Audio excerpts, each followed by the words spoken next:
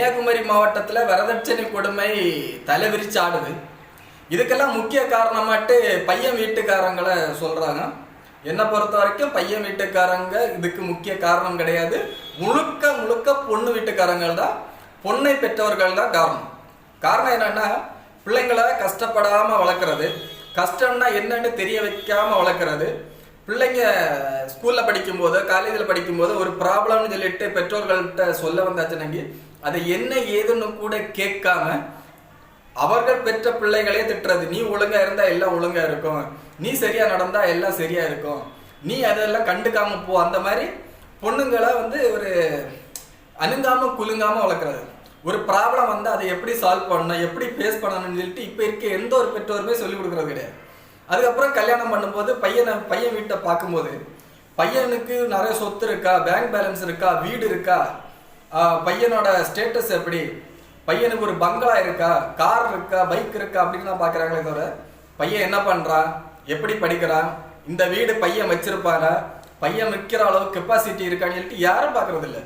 ஒரு பெரிய பங்களா இருக்கா குடு, அந்த பையனுக்கு ஒரு 100 பவுனும் கையில் ஒரு 10 லட்சம் ரூபாய் குடுன்னு சொல்லிட்டு கொடுத்துட்றது.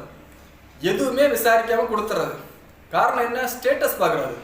நம்ம கிட்ட ஒரு 50 லட்ச ரூபா 60 லட்ச ரூபா இருக்கு, இந்த 60 லட்ச ரூபாய் கொண்டு போய் வைக்கிறதுக்கு அவனுக்கு ஒரு பங்களா இருக்கா, அதைத்தான் பார்க்குறாங்க. அந்த பங்களா யார் வச்சிருப்பாங்கன்னு யோசிக்கிறது இல்லை. கன்னியாகுமரி மாவட்டத்தில் இன்றைய காலகட்டத்தில் எல்லா வீடும் பெரிய பங்களா வீடுகள் தான் இருக்கு. காரணம் என்னன்னா, அந்த பையன்மார் உண்டாக்குனது கிடையாது. அந்த பையன்மாரோட அப்பாமார்கள் வெளிநாடுகளில் சென்று 10-20 வருடங்கள் கட்டப்பட்டு உண்டாக்கி வச்ச வீடு தான் அந்த வீடாக இருக்கும்.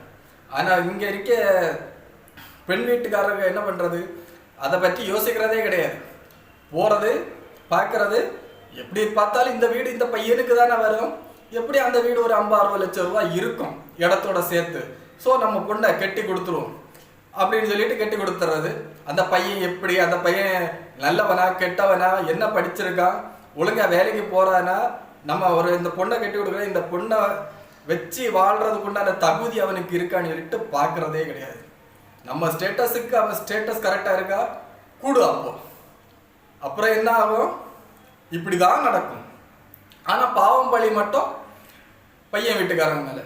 பொண்ணு கட்டி கொடுக்கும்போது பெண்ணை பற்றி புரிந்த தாய் தந்தைகள் பையன் எப்படி, அவனுடைய வசதியை பார்க்க மாட்டாங்க. பையன் வேலைக்கு போய் பொண்ணை காப்பாற்றுவானா, அந்த அளவுக்கு கெப்பாசிட்டி அவனுக்கு இருக்கா, பையனோட பேக்ரவுண்டு எப்படி, பேக்ரவுண்டுன்னா ஃபேமிலி பேக்ரவுண்ட் கிடையாது, பையன் ஊர் சுற்றுறானா இல்லை ஒழுங்காக வேலைக்கு போகிறானா, வேலை செய்கிற இடத்துல எப்படி, அந்த மாதிரி விசாரிக்கிறத விட்டுட்டு பையனோட சொத்து எவ்வளோ இருக்குது, இந்த வீடு பையனுக்கு தான் வருமா, மொத்தமாட்டே பையனுக்கு ஒரு 50-60 லட்சம் ரூபாய்க்கு சொத்து இருக்குமா, இந்த மாதிரி பேராசை பேராசை பேராசை.